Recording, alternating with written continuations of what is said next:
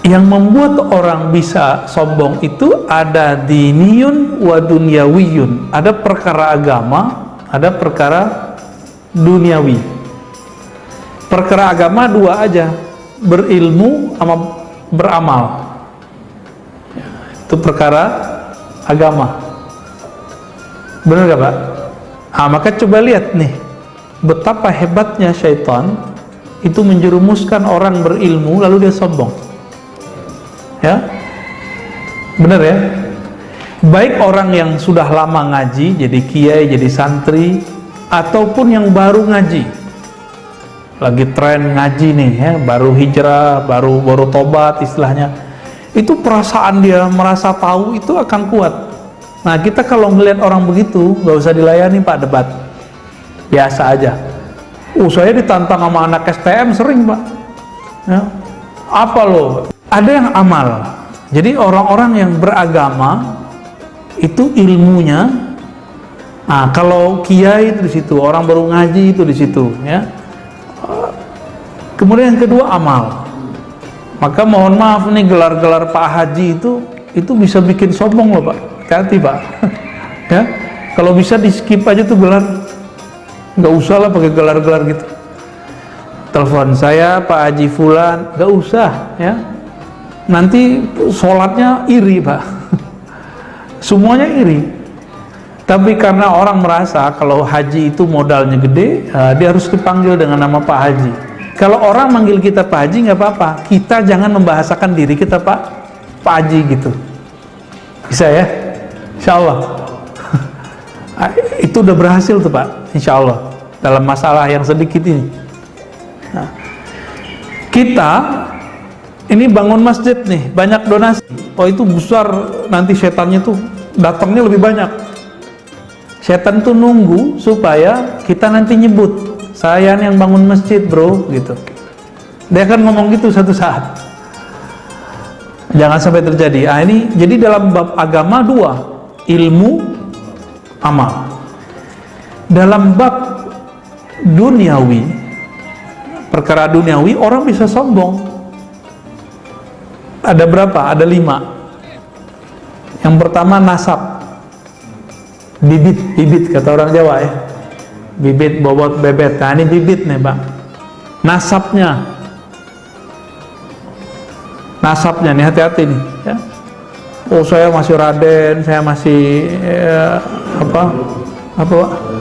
Darah biru. Pas dicek darahnya merah juga Pak. Pas dibekam hitam ya, sama aja. Yang kedua, al-jamal, paras yang bagus. Kalau laki-laki ya gagah ganteng lah, kalau perempuan cantik. Bener ya? Kenapa public figure itu mau melakukan berbagai treatment untuk wajahnya, mau laki perempuan sama? Karena itu bagian dari brandingnya, bagian dari proyek pekerjaannya. Bener ya? Kenapa di sekarang ini di Korea Selatan itu rame operasi wajah ya, operasi plastik. Hidung orang Korea kan nggak mancung-mancung Pak ya, sama kayak kita. Sama kayak kita. Oh sekarang mancung-mancung. Orang Korea itu wajahnya bulat-bulat, sekarang lonjong-lonjong, oval. Itu mereka kenapa bisa begitu ya? Karena wajah ini memang sesuatu. Nabi Yusuf itu dalam riwayatnya disebutkan beliau itu pernah bercermin dan mengagumi wajahnya. Ini kalau dijual berapa nih gitu Pak? Kalau saya ini jadi budak nih, kira-kira begitu terbersit di hatinya. Bener kan dia jadiin budak kan habis itu? Nah, tapi ya itu skenario Allah semua lah ya. Dan yang paling berat bukan beliau jadi budak, tapi beliau kemudian hamma biha, ada tarikan ke lawan jenis. Itu semua kita sama Pak. Mau itu ustadz, mau hafal Quran, bolak-balik sama aja dia hafal Quran. Mau dia zikirnya jutaan ribu kali, itu masalah tarikan lawan jenis itu nggak akan bisa selamat. Barsiso masih ingat Barsiso? Barsiso itu kalau punya murid, duduknya bukan di lantai lagi Pak, saking banyak yang datang kepadanya. Duduk di mana? Kalau ada orang datang, udah kamu tarik nafas, langsung naik badannya. Begitu mereka saktinya, karomahnya. Tapi ternyata karomah itu belum tentu istiqomah, karena karomah tertinggi adalah istiqomahan. Maka kita berlindung, minta ampun kepada Allah dengan masa lalu, masa mendatang, masa sekarang. Semoga Allah menjaga kita semua, ya. Jika pernah terjebak, semoga Allah memaklumi, memaafkan. Amin ya rabbal alamin. Apalagi, kenapa ada orang latihan fisik, latihan silat, latihan fitness, workout, ya? Apa tuh? Kuwah, kekuatan. Nah, kekuatan ini dua macam juga. Ada kekuatan fisik, ada kekuatan militer, ada kekuatan politik. Maka semakin luas kekuatannya, semakin besar peluang dia sombong. Pernah lihat berita ibu-ibu muda atau anak-anak kuliahan, anak-anak SMA bentak polisi, ditangkap polisi, dibentak. Apa kata dia? Tahu gak kamu, saya ini anak jenderal, gitu. Tahu-tahu bukan anaknya jenderal, ponakan dari ponakan-ponakannya jenderal. Muncul viral juga tuh, ya. Kok nongol juga, kita nonton juga. Ternyata Allah ingin kasih tahu sebenarnya, nih, ternyata kekuatan bikin orang sombong. Yang dulu masih punya memori kuat, ini kan kita memori kita pendek, Pak. Zaman-zaman Soeharto punya kenalan sama tentara polisi, berasanya gimana? Saya nyaksiin, Pak, di kampung saya itu dulu ada preman baru pulang dari Jawa. Pulang, dia mau nguasain tanah tuh.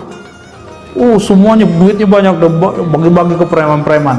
Akhirnya preman kampung tiga kelurahan mainnya di situ, main gaple di situ. Jadi kalau orang bilang, kamu anak dari mana? Sebut aja nama si ketua preman ini. Langsung semuanya kabur itu, Pak. Nggak ada yang berani nyentuh. Apalagi kalau dia punya kenalan nama, ada backingnya di belakang. Ternyata orang ini ngerasa dia temenan sama jenderal lah, ternyata bohong semua, nggak ada. Gagah-gagahan aja, Pak. Ya kalau zaman sekarang dia foto sama jenderal terus ya ditunjukin orang nih, lihat nih, gitu. Nah, ini kekuatan. Bisa juga politik. Maka coba lihat, juga ada kita temui, ya, anggota dewan bentak-bentak polisi, ada, ya, di tengah jalan, pas lagi di mana gitu, ya, bentak orang. Itu kelihatan kekuatan politik, kekuatan apapun, ya. Wal mal. Nah, keberapa nih? Nasab, paras, kekuatan, mal apa arti mal? Harta. Nah, itu Bapak ngerasain sendiri lah, ya. Semakin tebel nih dompet, semakin ada perasaan kita bisa beli orang nih, ya. Bisa beli harga diri orang. Ada bisa, semuanya. Kita itu pengen lebih dihargai karena mobil kita beda sama orang yang sebelah. Makanya orang-orang yang sombong itu nggak rela dia tetangganya mobilnya lebih bagus dari dia. Nggak sanggup dia menahan rasa iri itu. Masa? Dan itu terjadi, Pak. Dan itu bukan hanya di sini, di pesantren aja bisa begitu. Di pesantren itu ada ustadz beli mobil, bisa rame ustadz lain itu. Bisa rame. Ustadz, Bapak, ya. Apalagi yang bukan ustadz. Kalau ustadz sombong, iri, dengki, itu bahayanya bawa dalil. Nah, lebih ganas. Kalau orang awam paling iri duniawi aja, pakai akal-akalan dia aja. Tapi kalau ustadz bawa dalil, ini yang paling bahaya, ya. Wa kasratul ansar. Ini keberapa nih? Yang ketujuh, ya. Banyaknya pengikut, adanya backing tadi masuk. Maka public figure, ustadz yang banyak santri jamaah, bapak yang punya pengawal, punya anak buah. Kalau di sini ada yang anggota dewan banyak yang nyoblos, itu akan membuat kesombongannya lebih mudah masuk. Itu bahayanya, Pak. Jadi jangan dikira nih saya ini selamat Pak. Saya takjub aja ada orang ngaji, saya kena udah. Saya takjub nih, misalnya gini, kalau gue yang ngisi nih rame, nah itu pada kena tuh Pak. Itu habis saya itu, nggak dianggap saya ngajar agama itu. Secara zahir sih malaikat tulis pahala ngajar, tapi Allah kan mandang kolbu. Oleh Allah nggak dianggap masuk barisan kekasihnya, gitu. Ada berapa tadi? 2, agama, ilmu dan amal. 7, duniawi, apa tuh? 5 duniawi ya, nasab. Ya, saya lupa tadi. Nasab ini masuk suku, hati-hati. Jadi kita nih banyak suku nggak nih? Jangan pernah berpikir suku kita lebih mulia dari suku orang. Kalau suku kita punya keistimewaan, pasti semua suku ada keistimewaan nggak? Nah, terjebak di situ udah kena nasab.